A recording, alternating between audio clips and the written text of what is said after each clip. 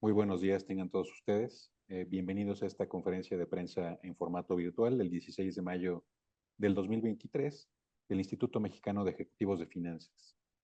Voy a permitir presentar a los miembros del presidium. Nos acompañan el ingeniero José Domingo Figueroa Palacios, él es el presidente nacional del Instituto Mexicano de Ejecutivos de Finanzas. La contadora público certificada Teresa Rodríguez Bastidas, ella es presidente del Comité Técnico de Estudios Fiscales. Y también nos acompaña el maestro Mario Correa Martínez. Él es presidente del Comité Nacional de Estudios Económicos. Mi nombre es Gerardo González Ayala, soy el director general del Instituto Mexicano de Ejecutivos de Finanzas. Y a continuación le cedo la palabra a nuestro presidente nacional para que nos apoye con el resumen del boletín de imprensa del Instituto Mexicano de Ejecutivos de Finanzas. Adelante. Gracias, Gerardo. Buenos días a todos. Bienvenidos a nuestra conferencia de prensa del mes de mayo. Me voy a permitir leer el boletín de prensa, mensajes principales. El panorama económico presenta una mezcla de resultados y perspectivas con algunos contrastes de difícil interpretación. En México, el ritmo de actividad económica ha sido mejor de lo esperado y las perspectivas de crecimiento del PIB han mejorado, pero siguen siendo bajas. El hecho de que crezca la economía mexicana se debe a tres factores. El primero, la tan temida recesión de los Estados Unidos todavía no ocurre.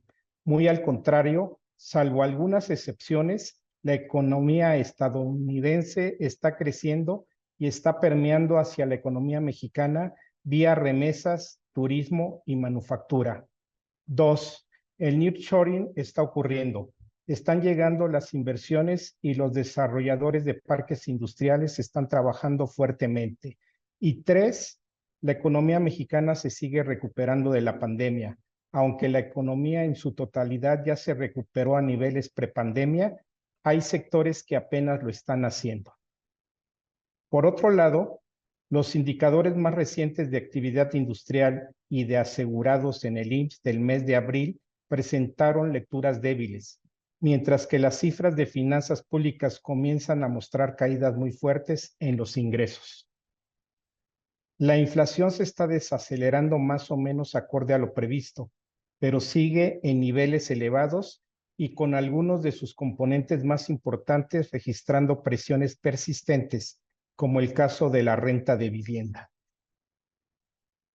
Especial sorpresa ha causado el tipo de cambio, bajando a niveles inesperados a pesar de tener un entorno nacional de negocios adverso y altamente incierto, así como un entorno financiero global con riesgos considerables, pero con inversionistas financieros buscando aprovechar oportunidades de corto plazo como la que representa la inversión en pesos. En los mercados financieros internacionales prevalece un sentimiento de optimismo ante lo que se interpreta como el fin del ciclo de alza en las tasas de interés por parte de la Reserva Federal, pero se sugiere cautela, ya que tales apreciaciones podrían estarse anticipando demasiado y todavía hay un trecho largo para controlar definitivamente la inflación. Este optimismo es de llamar la atención ante la posibilidad de un muy desfavorable escenario económico y financiero que ha sido insistentemente advertido por la Secretaria del Tesoro. Si el Congreso estadounidense no logra incrementar el techo de endeudamiento del gobierno federal en las próximas semanas, los mercados dan por hecho que se logrará un acuerdo entre demócratas y republicanos antes de llegar al incumplimiento. Persiste el riesgo de los problemas del sector bancario estadounidense. La semana pasada colapsó el First Republic y la semana pasada los precios de las acciones de algunos bancos regionales cayeron más de 20%. La guerra en Ucrania y otros conflictos o amenazas de tipo geopolítico han dejado de ocupar espacio en la atención de los medios y los inversionistas, pero siguen presentes en el balance de riesgos. Perspectivas. El pronóstico para el crecimiento del PIB en el 2023 mejoró de forma bastante perceptible en nuestra encuesta actual, a 1.8 luego de tener 1.5 en la encuesta de abril, reflejando la incorporación del primer avance en las cifras del PIB del primer trimestre que el INEGI dio a conocer hace un par de semanas. El 1.8 previsto para el año sigue siendo una cifra inferior al potencial que se asocia en la economía mexicana del orden del 2%. Para el 2024, el pronóstico del PIB baja un poco de 1.9 a 1.8%. La inflación prevista para el 2023 se mantiene en 5.2%, mientras que la esperada para 2024 baja marginalmente de 4.1 a 4%. La expectativa para la tasa de interés de referencia monetaria al cierre del año baja un poco, de 11.5 a 11.25 para el presente año y de 9 a 8.8 para el 2024. Con el nivel actual en 11.25, lo que vemos es que no se esperan cambios en lo que resta del año y se anticipa el inicio de una baja en la tasa durante el año 2024. Cabe notar que para que comience el ciclo de baja por parte del Banco de México, primero tendría que confirmarse una inflación inferior al 5% y descendiendo de forma sostenible hacia el objetivo de 3%. El tipo de cambio pronosticado para el cierre del año se reduce de forma importante, de 19.45 pesos por dólar a 19.15 para el 2023 y de 20.50 pesos por dólar a 20.17 para el 2024. Con el tipo de cambio en niveles cercanos a 17.50, los niveles pronosticados implicarían depreciaciones de 9 y 15% en cada caso. Hay que notar que la apreciación reciente del peso mexicano se ha generado por una combinación de factores inusuales que difícilmente se mantendrán por mucho tiempo. El crecimiento en el número de asegurados en el IMSS previsto para el 2023 aumentó de 450,000 en la encuesta de abril a 524,000 en la presente entrega, respondiendo a la solidez que presentó esta cifra en los primeros 3 meses del año. El resto de los indicadores pronosticados se mantienen básicamente sin cambios relevantes. Ustedes encontrarán los resultados de la encuesta en los siguientes cuadros que se presentan en el boletín de prensa. Y en materia fiscal, Tere, si gustas, por favor, leer la nota. Con mucho gusto, José Domingo. Por una parte, nos gustaría hacer del conocimiento la publicación de la jurisprudencia impuesto al valor agregado. La compensación civil no es un medio para su pago ni puede dar lugar a una solicitud de salva a favor o acreditamiento. Esto referente a la legislación vigente en los ejercicios fiscales 2019 y 2020. Esta jurisprudencia fue publicada el viernes 12 de mayo de 2023 en el Semanario Judicial de la Federación, la cual se considera de aplicación obligatoria a partir del día de ayer, lunes 15 de mayo. En este sentido, es importante identificar aquellos casos en que dicha jurisprudencia podría incidir o afectar en la manera de operar de algunos contribuyentes, especialmente aquellos que llevan a cabo compensaciones de adeudos. Por otra parte, y en apego a la reforma fiscal de 2023, en materia de presentación de dictamen fiscal, así como de la información referente a operaciones con partes relacionadas, como sabemos, la fecha límite fue el día de ayer también, 15 de mayo de 2023, y dicha fecha se debió cumplir sin haberse obtenido una prórroga por parte de las autoridades para su presentación.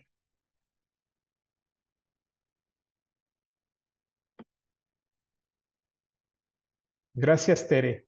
Gerardo, creo que pasamos a la etapa de preguntas y respuestas. Sí, muchas gracias a ambos. Cedemos la palabra en esta ocasión a Miguel Moscosa, de El Financiero. Adelante, Miguel. Hola, buenos días. ¿Me escuchan bien? Sí, adelante. Perfecto. Una pregunta parte pregunta sobre el ciclo alcista de Banxico. Al considerar una pausa en este incremento de las tasas de interés, em, ¿qué se puede esperar sobre el tono del comunicado del Banco Central? ¿Ustedes qué anticipan? Y si consideran si podría ser una pausa con una junta, bueno, que sea una decisión unánime o por mayoría. ¿Cómo ven ahí las posturas de los miembros de la Junta de Gobierno? Y también sobre las expectativas de inflación, si prevén que el Banco de México las deje sin cambio. Hasta el anuncio pasado, se esperaba que que al cierre de año el nivel general cerrara en 4,8% y la subyacente en 5%. Aquí, ¿cómo podrían moverse estas expectativas? ¿Ustedes qué anticipan? Gracias. Gracias, Miguel. Respecto a la primera pregunta que nos haces, nosotros consideramos que Banxico no va a mover su tasa de política monetaria. Creemos que esta va a permanecer hasta finales del año y a partir de probablemente del 2024 y obviamente en función de cómo se esté dando las expectativas de inflación, probablemente empiecen a descender hacia el año 2024. En cuanto a la siguiente pregunta que hiciste de que si creemos que pueda ser unánime la decisión de Banxico, nosotros creemos que probablemente sí pueda ser unánime, pero aquí me gustaría también cederle la palabra a Mario Correa. Por favor, Mario. Muchas gracias, José Domingo. Gracias, Miguel, por la pregunta que todos los analistas tenemos, ¿no? En estos momentos. Del tono del comunicado, yo esperaría ver a un Banco de México muy cauteloso, sí abriendo este espacio para la pausa, sin cambios, por cierto, en los pronósticos de inflación. La inflación, pues, ha venido más o menos acorde a lo que se esperaba en los mercados. En nuestra encuesta puedes ver que no hay grandes cambios, entonces tampoco esperaría que Banxico hiciera aquí algún cambio. Entonces, me imagino, y yo creo que ahí coincidimos muchos en que van a salir con mucha cautela hablar de esta pausa, a esperar a ver cómo van dándose las cosas, cómo se va desempeñando la inflación, antes de anunciar más adelante siguientes decisiones. Ha de alguna forma permeado la expectativa en los mercados de que ya estamos cerca de esto que se llama la tasa terminal, es decir, la tasa donde se detiene el ciclo de alza, pero esto va a depender fundamentalmente de cómo evolucione la inflación más hacia adelante. Y sí esperaría que fuera una decisión unánime, pero no estoy tan seguro de que vaya a ser el caso. O sea, no le daría una probabilidad del 90%. Probablemente haya, y a lo mejor aquí hay un matiz importante que hacer, sí decisión unánime en cuanto a la pausa. Quizá haya algún voto disidente en temas como puede ser la guía futura o algún otro tema del comunicado, como lo hemos visto en el pasado. Entonces, pues vamos a esperar a ver qué es lo que nos dice Banxico. Todos estamos esperando y muy atentos a ver cómo están leyendo el entorno y especialmente la inflación. Muchas gracias, Miguel. Muchas gracias. Azucena Vázquez de Reforma nos envía un par de preguntas. La primera dice, ¿tienen algún dato que nos puedan compartir sobre el monto registrado en lo que va de este año por inversiones detonadas en el país gracias al nearshoring? Esa fue la primera. Y la segunda dice, ¿por qué consideran que para que inicie el ciclo de baja por parte de Banco de México, primero tendría que confirmarse una inflación inferior al 5%? Esas son las dos preguntas. Adelante. Si quieres, Mario. Sí, con gusto. Bueno, no tenemos una cifra concreta del monto de inversiones que se pueden estar realizando actualmente en el país gracias al nearshoring. Lo que tenemos es información anecdótica de los diferentes economistas que participan en nuestro comité y que están muy en contacto con diferentes tipos de inversionistas, diferentes tipos de industrias y que ven pues esta actividad bastante intensa, ¿no? En algunas partes del país. Entonces, te quedaría ahí a deber, Azucena, no tenemos esta cifra concreta. Y si me permites, ya entrando a la siguiente pregunta de por qué tendría que confirmarse una inflación inferior al 5%, yo creo que hay que tener muy presente el combate a la inflación no ha terminado y si tú ves los pronósticos que hay en el mercado y si vieras la trayectoria, pues es muy probable que la inflación baje rápidamente en los siguientes meses, baje por debajo del 6%. Pero para que baje por debajo del 5% va a llevar un rato, quizá nos lleve hasta mediados del año que viene, dependiendo de cómo se vayan dando las cosas. Y habrá que ver sobre todo los meses de enero y febrero del año próximo, cuando coinciden varias cosas, desde la renovación de muchos contratos, las empresas empiezan a tomar decisiones de qué van a hacer con sus inventarios, sus precios, sus costos, y vienen los seguramente nuevos incrementos a los salarios mínimos. Entonces vamos a ver en enero y febrero si la inflación logra continuar bajando de forma continua o empieza a marcar cierta resistencia a bajar. Entonces, por eso creemos que sería importante que se haya roto ya este nivel con claridad del 5%, que la inflación está en franco declive, para que ahí sí Banco de México pueda ya considerar que ya está pues bajo control de alguna forma el proceso inflacionario y entonces sí se pueda permitir tener tasas de interés más bajas. Ahora, esto también va a depender, creo yo, de otro factor y es qué va a pasar con la Reserva Federal. Si bien es cierto que son políticas completamente independientes y Banco de México tiene su mandato específico que es combatir la inflación, pues de alguna forma, si la Reserva Federal y en Estados Unidos se empieza a observar que la inflación no está descendiendo al ritmo adecuado y se requieren nuevos incrementos, sería muy difícil, creo yo, ver a Banco de México yendo a contrapelo de lo que está pasando en la economía de Estados Unidos. Y la prudencia ahí quizá llamaría a mantener la tasa pues en donde está por más tiempo. Entonces, nuevamente, por eso es importante ver esta condición de que la inflación ya está bajando debajo de estos niveles y te diría que tanto en la general como en la parte subyacente, sobre todo, para pensar que ya se pueden empezar a aflojar la postura monetaria y bajar las tasas de interés. Y muchas gracias, Azucena. No sé si quedó algo. Quisiera agregar sobre la primera pregunta, Mario. Sí tenemos información de que ya hay una fuerte presión en los parques industriales debido a la relocalización. Muchas empresas están buscando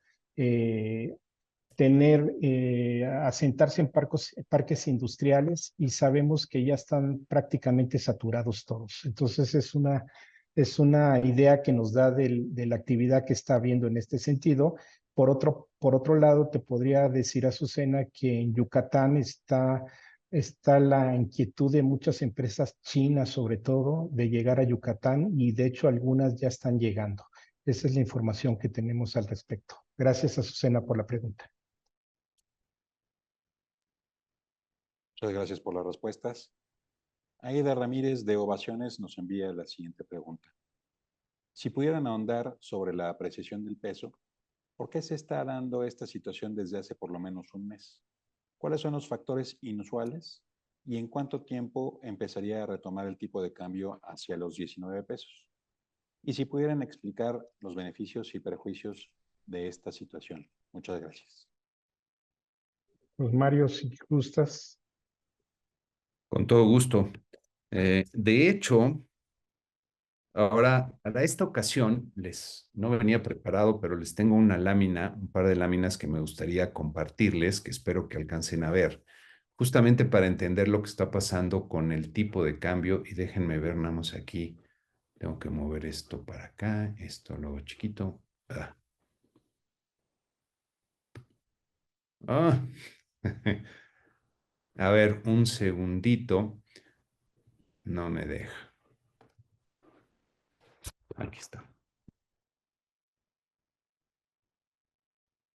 Es que tengo que poner primero la gráfica porque si no luego se me encima.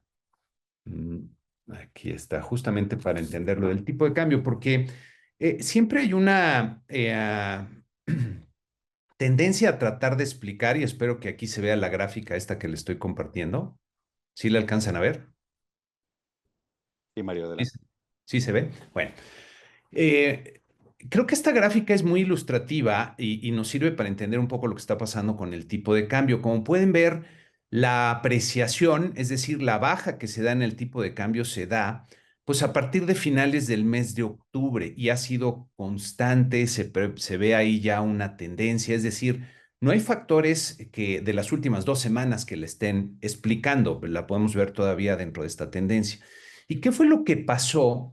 porque si ven hacia atrás, prácticamente con los vaivenes que se pueden observar, pero del 2021 al 22, pues estuvo fluctuando el tipo de cambio ahí alrededor de los 20 pesos. Y algo pasa a finales de octubre, que es cuando empieza a darse este cambio en la tendencia.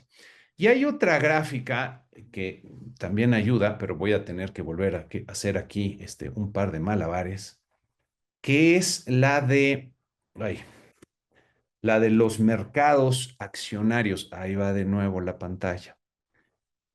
Si se fijan, algo que también pasa de finales de octubre para acá, y espero que vean esta gráfica que se llama índices accionarios, que es un promedio de los 10 mercados quizá más relevantes, que son los de Estados Unidos, México, los de Europa, el de Francia, etcétera. Y vean cómo justamente también a partir de octubre empieza una tendencia ascendente en los mercados, que de alguna forma interpretaría como una menor percepción de riesgo. Los inversionistas de alguna forma se sentían más optimistas por una serie de cosas que estaban pasando. Pero para el tipo de cambio había otra cosa que también empezó a pasar a finales de octubre. Llegaron una serie de datos buenos de la economía de Estados Unidos, el PIB, algunos datos buenos en México y algunos datos malos de la inflación. Los bancos centrales estaban subiendo las tasas en aquel momento y me parece que aquí hay un cambio, finales de octubre, principios de noviembre, en las perspectivas que tenían los mercados respecto a las tasas de interés, que se dan cuenta que van a tener que ser mayores a lo que se estaba contemplando en los mercados. Y esta perspectiva es lo que abre esta oportunidad de hacer inversiones en pesos de corto plazo para muchos inversionistas financieros, que es quizá la principal explicación que está detrás de la fortaleza que hemos visto en el tipo de cambio. Y por lo mismo creo que hay que ver, si bien tenemos algunos factores favorables que pudieran estar apoyando internamente, factores domésticos que pudieran estar apoyando esta apreciación, esta fortaleza del peso, como son las expectativas que genera el nearshoring, me parece que es sobre todo el entorno global el que ha favorecido esta menor percepción de riesgo de los inversionistas, el que ven a México en términos relativos a otros países como una opción pues bastante más atractiva para este tipo de inversiones de corto plazo, lo que ha estado generando esta apreciación, pero por lo mismo hacia adelante dependemos de qué pase con este entorno financiero global. Si sigue optimista, pues probablemente el tipo de cambio siga fuerte. Si se presenta algún cambio en el entorno y resurge esa percepción de riesgo con eventos como pues los que estamos viendo en Estados Unidos, si no llegaran a un acuerdo demócratas, republicanos, y entonces empieza el gobierno a tener que cancelar cierto tipo de gastos con el mayor riesgo de un incumplimiento que hoy día se ve impensable, los temas geopolíticos que siguen por ahí. En fin, sobre todo si el entorno externo cambia, el tipo de cambio es cuando podría empezar a reaccionar y regresar a estos niveles pues por arriba de los 19 pesos. Es muy difícil, es de hecho la variable más difícil de pronosticar el tipo de cambio y por lo mismo creo que lo que hay que tener presente hablando de estas perspectivas es que dependemos mucho de lo que pasa en el entorno global, de estos cambios en la percepción de riesgo y es donde creo que hay que poner los ojos, sobre todo para pues más adelante ver cuál puede ser el comportamiento que tenga el tipo de cambio. Entonces, espero con eso haber contestado más o menos la pregunta, Aida. Muchas gracias por la pregunta. También faltaba beneficios y perjuicios de esta situación. Mira, un tipo de cambio fuerte como lo estamos viendo es muy bueno para los consumidores y las empresas en México que compran bienes extranjeros, se abaratan. Para nuestros exportadores se estaría perdiendo algo de competitividad con el tipo de cambio en estos niveles. Entonces, habrá que ver si se mantiene por mucho tiempo, cómo empiezan a reaccionar tanto importaciones como exportaciones. Si el tipo de cambio está demasiado fuerte, lo que vamos a empezar a ver es que se genera pues un desequilibrio en la balanza comercial más importante hacia adelante en el año, ¿no?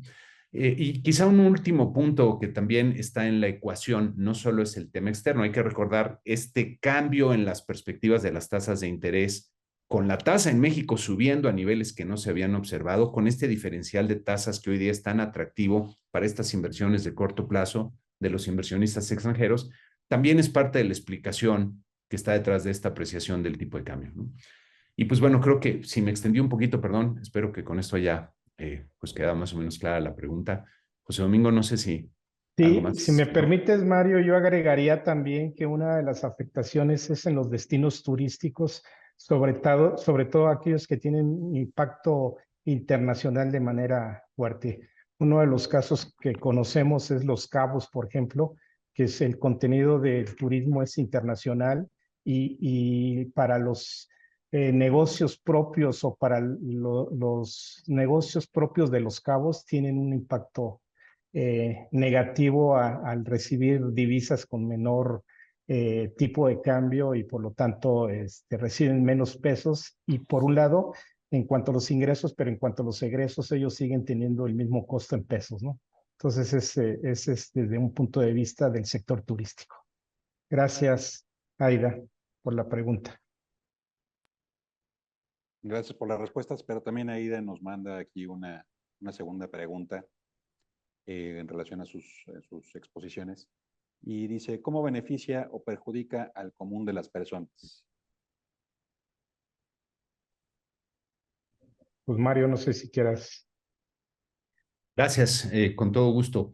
Sí, comentaba que en la medida que el tipo de cambio se abarata, las cosas que compran las personas en la calle y que vienen del exterior se abaratan y esto representa un beneficio. Probablemente, por ejemplo, si tú compras, no sé, algún tipo de galletas que estás importando de afuera, van a bajar de precio. Otra forma de verlo también, muchos de los insumos que se utilizan en algunos procesos de producción son importados. Por ejemplo, los granos que se utilizan para alimentar el ganado, con el cual le das de comer a los pollos o la carne que produces en México, en la medida que el tipo de cambio se fortalece, lo que pagas en pesos por obtener estos insumos baja y podría ayudar esto a que bajara un poco la inflación en algunas de las cosas que compran las personas de a pie. Entonces, en este sentido, podría parecer una buena noticia. El tema con el tipo de cambio es que tiene que, de alguna forma, reflejar las condiciones internas y externas que sean sostenibles en el tiempo, porque si no, si empezamos a tener desequilibrios, eventualmente vienen correcciones y cuando se dan estas correcciones es cuando vienen de alguna forma los problemas para la gente de a pie. Si de repente vemos que el tipo de cambio ahorita está muy fuerte, de repente se te deprecia de golpe por algún evento externo, entonces algunas de las cosas que compras del exterior van a subir de precio, eso puede afectar a la inflación y entonces perjudica el bolsillo de las personas. También quizá la percepción, y esto es algo que a lo mejor ayuda, la percepción de tener un tipo de cambio fuerte como el que estamos viendo, que habla de esta estabilidad macroeconómica, aunque la gente no lo ve así, la parte macroeconómica yo creo que asusta a mucha gente a nivel de la calle, pero perciben esta estabilidad, esta sensación de que la economía va más o menos bien mientras el tipo de cambio esté fuerte y esté bajando, y eso a lo mejor ayuda también a tener expectativas un poco más favorables. Ahora, esto es un contrapeso quizá a lo que estás viendo en el resto de la economía. Si las personas están viendo que la inflación todavía sigue siendo elevada, si pues empiezan a ver que no está tan fácil encontrar empleo, en fin, cómo van los negocios, esto es otro de los factores que influye sobre esa expectativa. Entonces, son quizá algunos de los ejemplos que podríamos mencionar de cómo afecta o perjudica a la gente de a pie. El beneficio inmediato es que las cosas que compras que vienen del exterior o los insumos que compran las empresas que hacen las cosas que compra la gente, se pueden estar abaratando con un tipo de cambio más fuerte como el que estamos viendo, ¿no?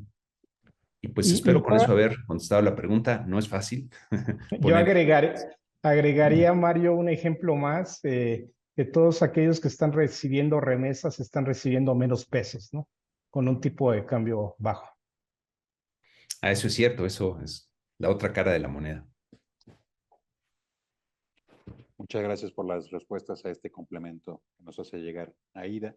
Y Leonor Flores de El Universal nos envía una pregunta que estaría dirigida a Tere Rodríguez y dice, ¿qué implicaciones tendrá que muchas empresas no pudieron presentar el dictamen fiscal? ¿Insistirán en que haya una prórroga? ¿Cuántas empresas calculan que no pudieron cumplir? Adelante, Tere.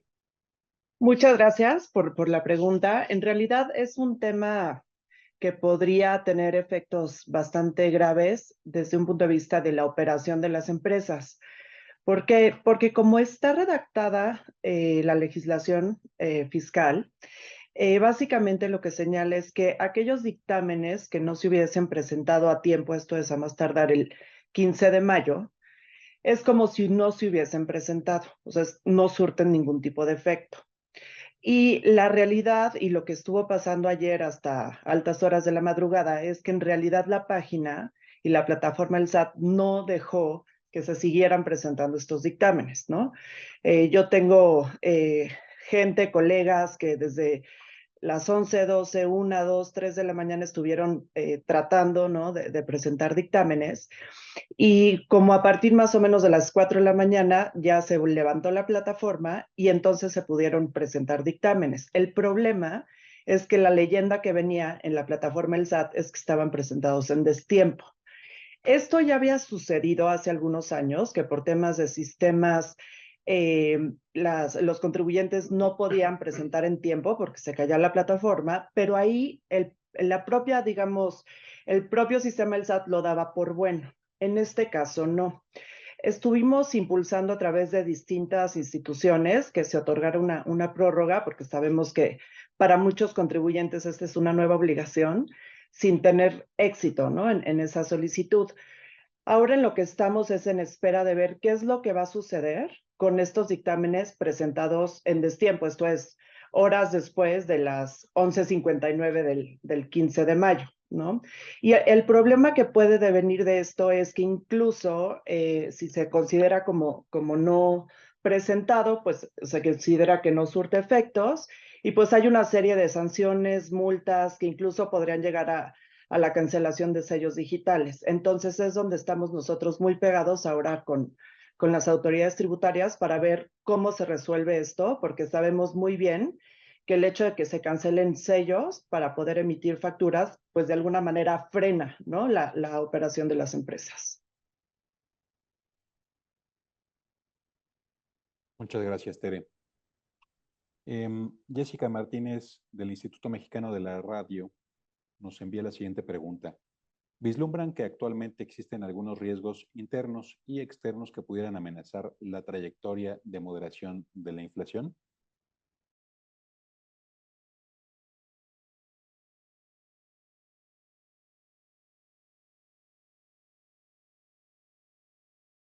Perdón, Gerardo, ¿me repites las preguntas? Perdón, no sé si se cayó mi conexión. Ya estoy de nuevo por aquí. Una disculpa, de repente todos se congelaron, no supe qué pasó.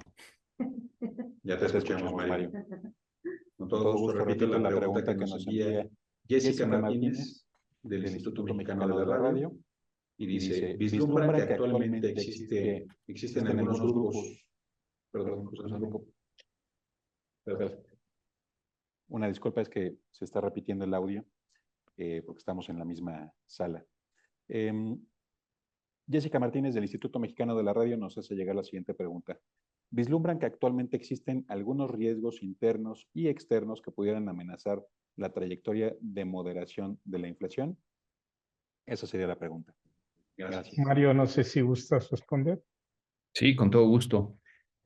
Riesgos hay muchos y justamente es quizá algo de lo que estamos tratando de resaltar en el comunicado, que hay un entorno difícil de leer, específicamente para la inflación, y por eso insistimos en que el combate contra la inflación pues todavía no ha terminado, todavía no hay que cantar victoria. Las cosas van caminando bien, pero creo que dependemos sobre todo de que el entorno global financiero siga siendo estable. Eh, Hay algunos riesgos, hablando de la inflación en México, que son los que vamos a ver, y algo comentaba hace ratito de ver qué pasa en los meses de enero y febrero. Si vemos los componentes de la inflación que todavía siguen subiendo, muchos son servicios, muchos están asociados a la parte del mercado interno. A mí me llama mucho la atención que las rentas de vivienda pues siguen aumentando y llevan una tendencia ascendente. Y esto te habla de que todavía la dinámica de los precios está por ahí muy activa. Comentaba también que esperamos que se dé esta baja relativamente rápida de la inflación hasta niveles por debajo del 6%, y el riesgo es que se estacione ahí en el 5%.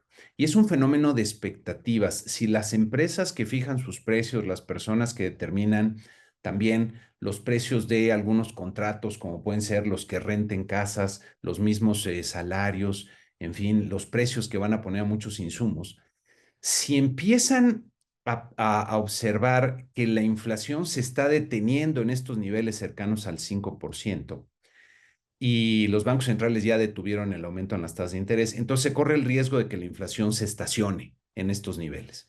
Y para romperlos se requeriría entonces de más dureza quizá en la política monetaria de tasas de interés mayores. No hay que olvidar, yo insisto en que en México nos llevó mucho tiempo bajar la inflación de forma sostenible de niveles cercanos al 10 a niveles pues por debajo del 5% y estabilizarlas abajito del 4, cerca del 4%. Entonces, por eso creo que no hay que no hay que cantar victoria todavía en este tema. Hay otros precios que eventualmente podrían empezar a ajustarse. Por ejemplo, en estos años no hay que olvidar que buena parte de los precios de los combustibles han estado apoyados por las finanzas públicas, pero las finanzas públicas están cada vez bajo mayor presión, igual las tarifas eléctricas. Si eventualmente se tienen que reconocer estos incrementos en precios de la producción, tanto de energía eléctrica como de gasolinas, pues podría eso eventualmente repercutir en incrementos en los precios al consumidor en general. Entonces, es otro tema que hay que estar viendo.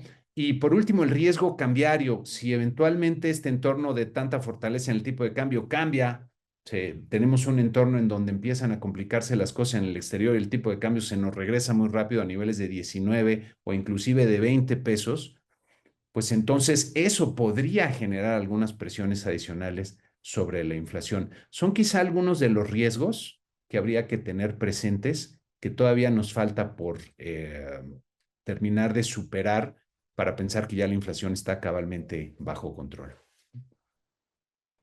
Ay, muchas gracias, Jessica. Gracias, Mario. Azucena Vázquez de Reforma nos agrega la siguiente pregunta a las que ya nos hizo anteriormente y señala lo siguiente. En la conferencia de prensa anterior señalaron que la economía mexicana presentaba señales de desaceleración en algunos componentes. Actualmente, ¿cómo ven el panorama en este aspecto? ¿Se han disipado estas señales o no? ¿Y por qué? Bien, si gustas, Mario, me gustaría referirme al indicador IMEF, luego te cedo la palabra. Con gusto. Si nosotros revisamos nuestro indicador IMEF del mes de mayo, vemos que la actividad económica del segundo trimestre del año empezó con un menor rendimiento registrado durante el primer trimestre.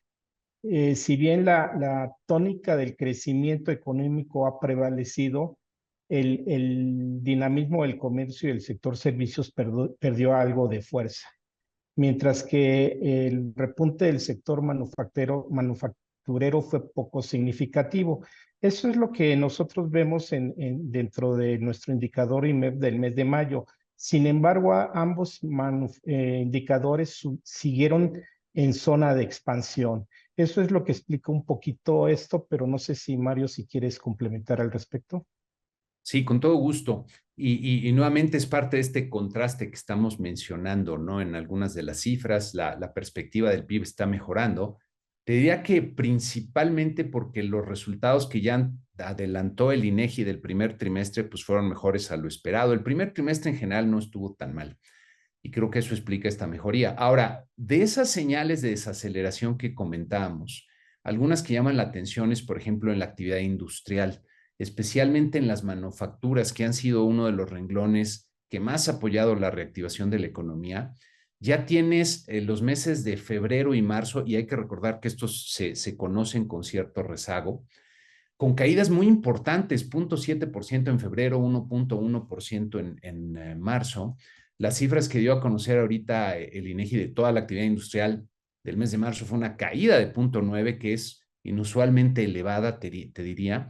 Entonces, Puede ser pues temas de muy corto plazo, ya en los siguientes meses, de aquí en adelante lo vas a empezar a ver recuperando el ritmo, pero por lo pronto estas señales llaman la atención. También la creación de empleo medida a través de los asegurados en el IMSS, que ya conocimos en el mes de abril, que fueron 24,000 empleos, fue una desaceleración muy fuerte respecto a lo que se dio en los primeros 3 meses del año y a lo que sería usual en un mes de abril. Nuevamente, una golondrina no hace verano, pero sí son algunas señales que empiezas a ver que hay que tener en consideración.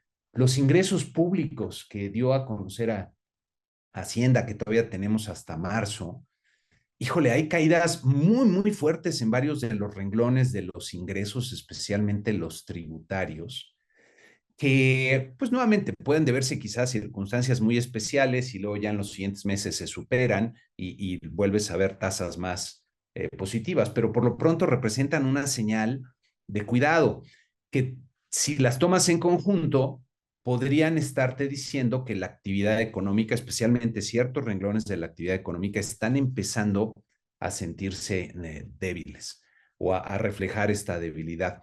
Entonces, son estas señales las que vemos que hacen pensar en esta desaceleración de la actividad económica, sobre todo respecto a lo que fue el primer trimestre, y son las que habrá que tener presentes, ¿no?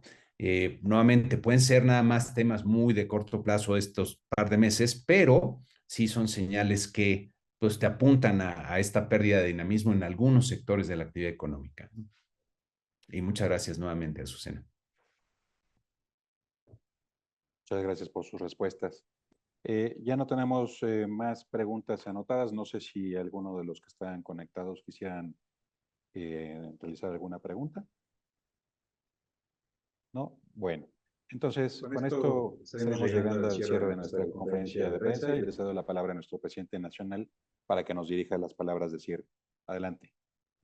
Muchas gracias, Gerardo. Agradecerles a todos el haber estado con nosotros en nuestra conferencia de prensa del mes de mayo, invitándolos a la conferencia del mes de junio.